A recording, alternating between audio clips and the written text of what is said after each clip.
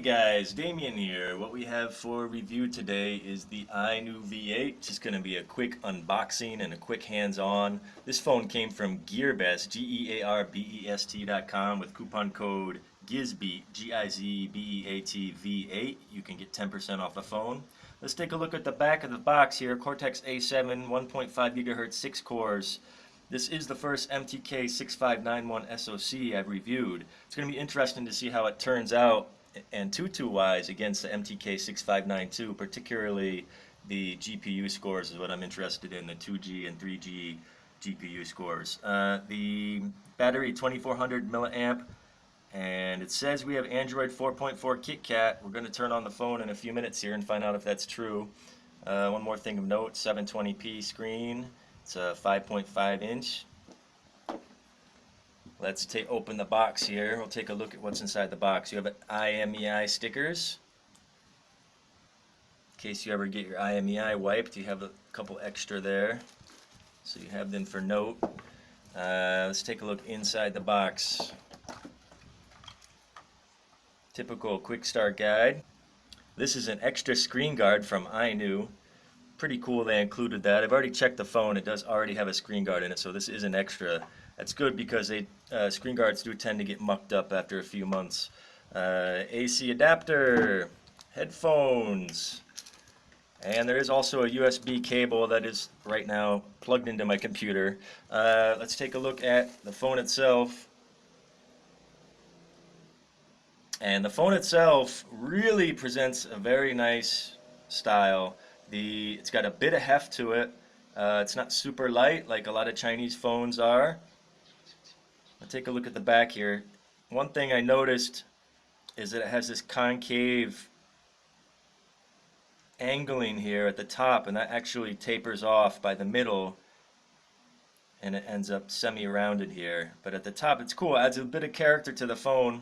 Also, one of the first things that you're going to notice or people are going to notice when they open this phone is it has a rotating camera and dual LEDs. The cool thing about that is normally a phone's rear camera is going to be higher quality than the front. Well, with this, you can just rotate it around, and now your rear camera is your front camera, so you can catch high quality pics, selfies if you're into that sort of thing. You can also switch it and catch different angle shots. Pretty cool. And the other thing I wanted to mention, let's take a look here. Let's open it up. And this back is on really nice, and that's a good thing. The reason is this phone actually has a touchpad on the rear. You take a look at this. That's the rear touchpad, and it makes contact here. So this has to be connected against the phone to gain your. It also has NFC functionality, and to gain the touchpad functionality, these need to stay contacted against the phone.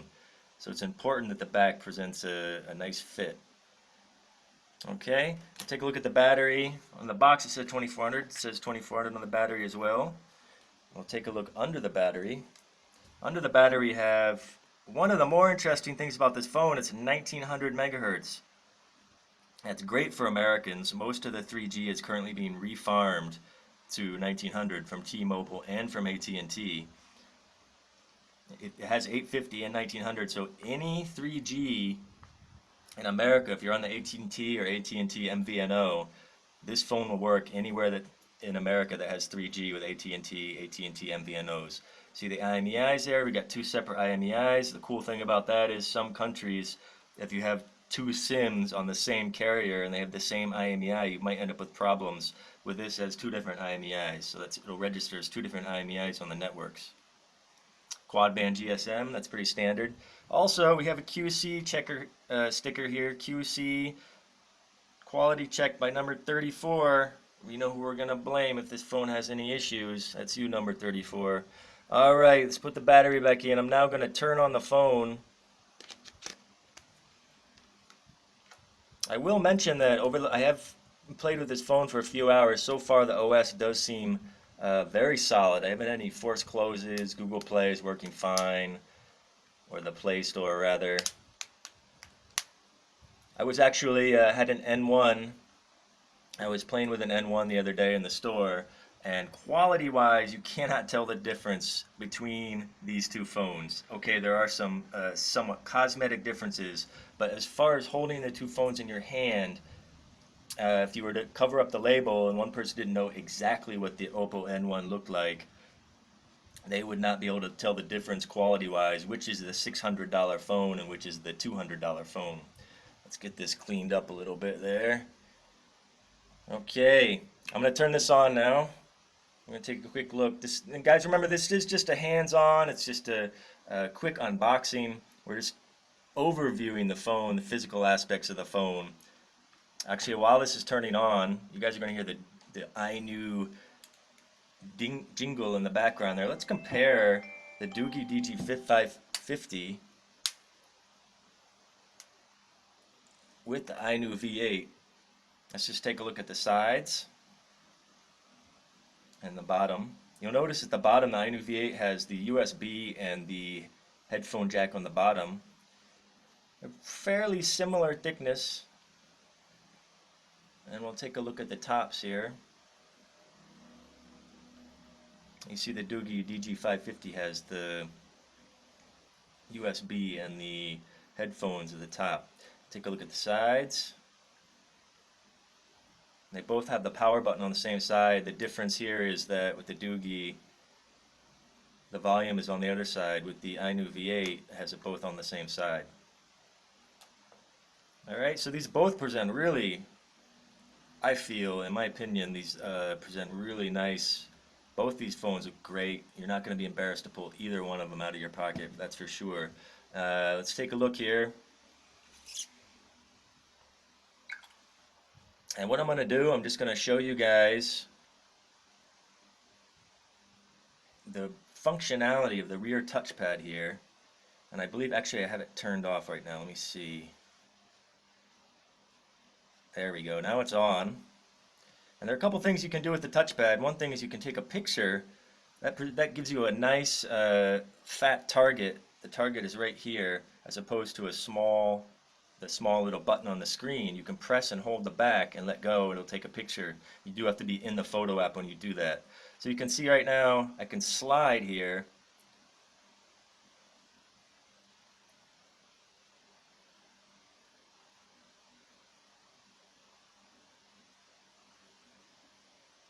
And I'm looking there, see it slides very easy, no problem. You do have to be, of course, on the touchpad, which is right around the middle of the phone.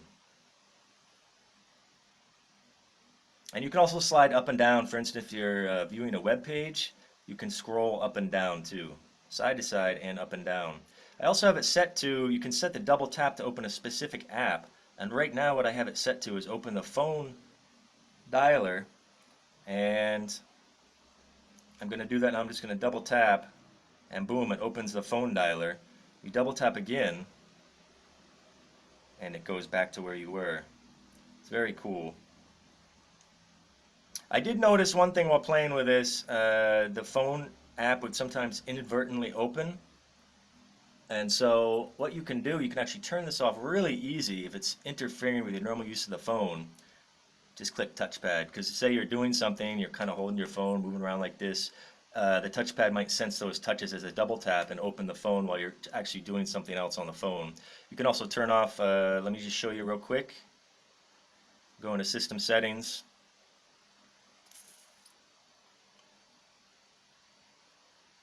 Touchpad.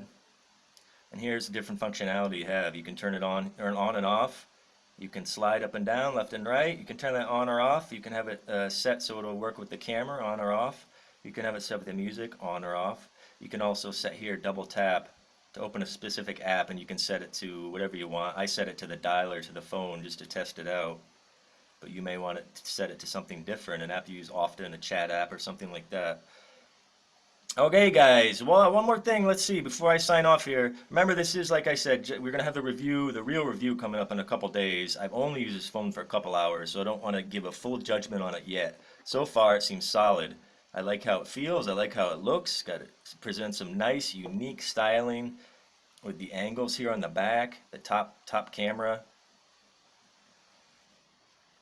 So let's take a look Yeah, right here, Android version 4.4.2. I have tested this by installing the KitKat camera and the KitKat Google camera. That's only can be used on Android 4.4. There is a port available for Jelly Bean. However, this is the original camera app. It's right here. And this is the new Google camera. You can actually take some lens blur photos and stuff like that. Okay, guys, that's it. I'm gonna sign out. I think I pretty much covered everything I wanted to, and probably a little bit more than I intended to. But you guys know that I end up babbling a bit when I get going. So, guys, stay tuned. Subscribe. Within the next couple days, I'm gonna have a full review of my final thoughts. Guys, check out Gizbeat.com. I do have some unboxing notes there and some hands-on notes there. And within the next couple days, we'll have the full review coming both on Gizbeat and on YouTube video. All right, guys, subscribe. Damien, over and out.